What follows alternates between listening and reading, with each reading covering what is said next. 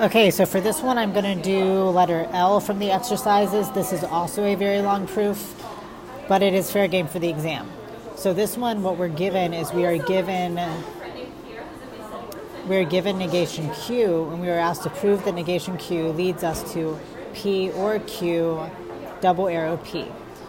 Since we have a bicondition in our conclusion, we already know that at some point we're going to have the following. We're going to have P or Q, arrow P, and P, arrow P or Q, because this is going to use definition of a biconditional.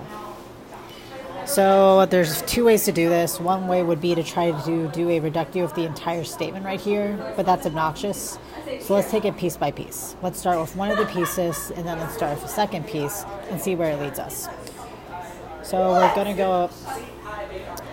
to go ahead and start by assuming on line 1 that we have negation Q. This is going to be our assumption. Apologies for the background noise. People are being loud.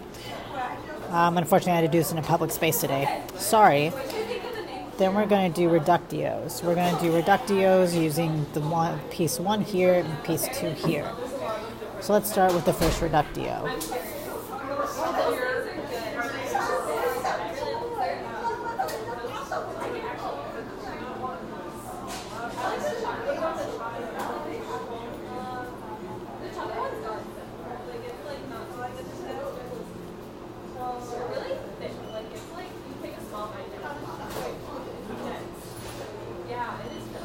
Alright, so from line 2, we can use our favorite SI36G to get P or Q and not P. This is from 2, and this is going to be SI35G. Then we break those apart from line 3 with the and elimination. And then from 4 and 5, using disjunctive syllogism, we can actually get Q. Notice that on line 1 we had negation Q, which means we already have a contradiction. So on line 7 we can say that we have Q and not Q using lines 1, line 6, and introduction. And in doing so, we're going to be able to go ahead and discharge our first reductio. 2, 7, RAA. Then we drop off the double negations. 8, DN.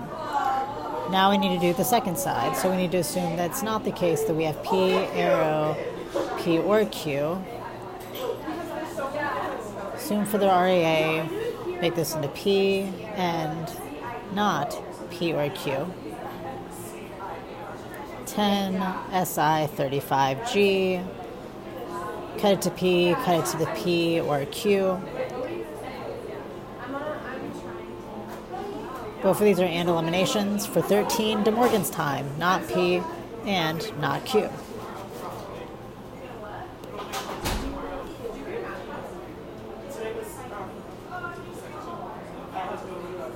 Let's go ahead and just pull out the not P. And elimination.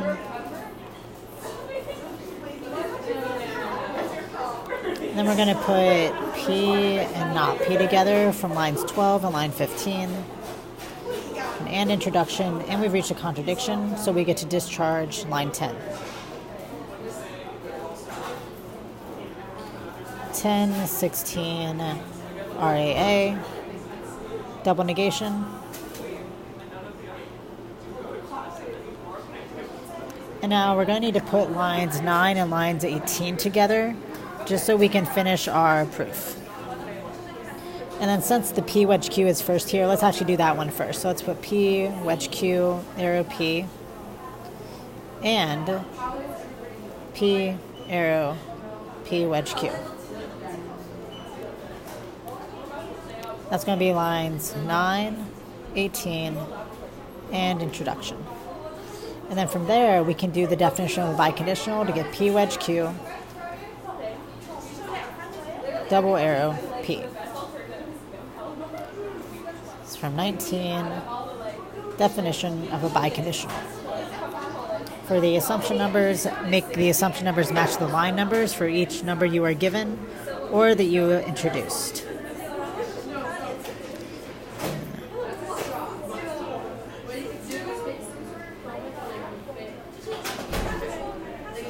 Discharge the 2. Keep the 1. 10, 10, 10, 10, 10. Another 10. This is just 10, but we discharge it. And then we have no number here at 18, and that's perfectly fine.